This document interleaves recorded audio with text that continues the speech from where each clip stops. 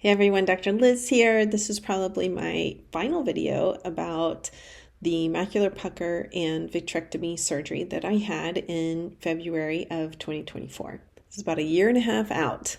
We're in July of 2025, so about a year and a half later. And everything is normal now. So I'm going to start there. I can read again. I am off the pressure drops, high pressure drops. It took me a very long time to get off of them. So for most people, it's, I don't know, a couple months or something. They come right off the drops after surgery. For me, it took until April of the following year.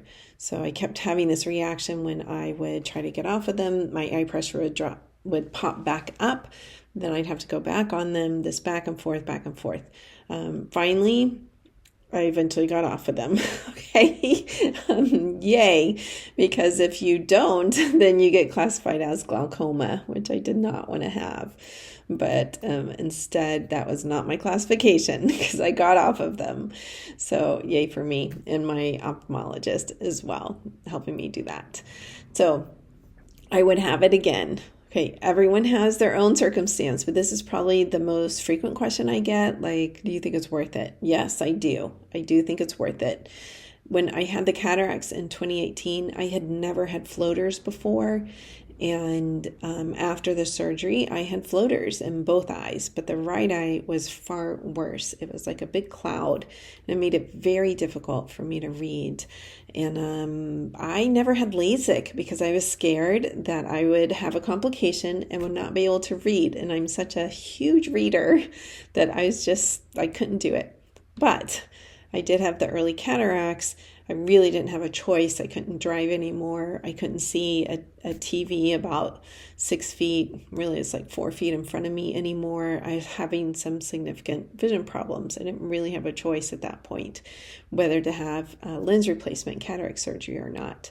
So I had the cataract surgery and then had the floaters afterwards. So the vitrectomy takes away all the floaters. It feels great. I can read again with ease. It's not so much work.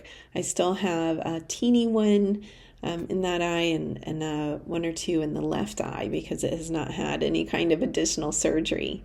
But it is much easier to read, which I'm very happy about. That eye does get irritated more than the left eye. Left eye is like easy sailing. Right eye, it definitely gets irritated more.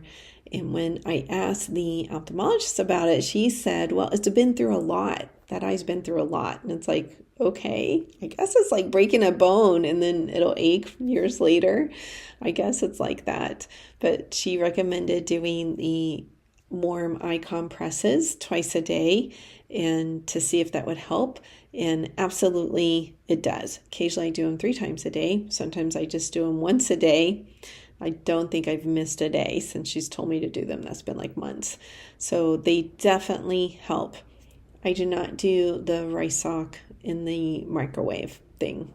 That's, fiddly, right? You have to get really fiddly with the settings and all that stuff. And no, I just ordered a USB rechargeable one off of Amazon and it works great. It's on a timer at 15 minutes. You're not supposed to go past 15 minutes. That's what, my ophthalmologist said. You've got to research your own. You've got to ask your own ophthalmologist. Again, not a medical doctor here. Okay. Dr. Liz is a PhD, clinical psychology, hypnosis specialist, not a medical doctor. So I got the mask and it's easy to just, turn on, pop on. I do my meditation in the morning with it at night. Sometimes I'll meditate. Sometimes I'll listen to music or an audiobook, and it's just relaxing. I was very resistant to it at first, like, oh my God, I have to do this. How long? And she's like, basically the rest of your life. And I was like, oh my God, can't do it. But I can do it. And now it's part of my routine. And actually, I enjoy it most of the time. I enjoy it.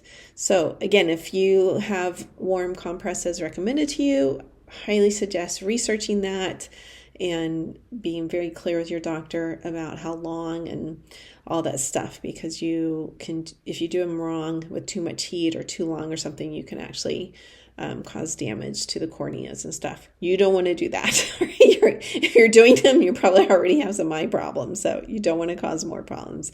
So get very clear about that. But other than that, everything is good. So love all your questions. Happy to answer some that I can, some that are not medically related.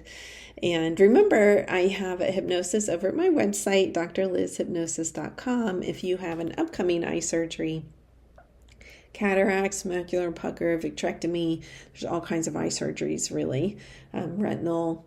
But if you have an eye surgery that you have to be, semi-awake for and not completely under, then that hypnosis is a really good, has very good techniques that you can use during the surgery. It helps faster healing, helps you recover more, helps you feel calmer for the surgery. So please go take a look at it. All right. I hope you are healthy and safe. Peace.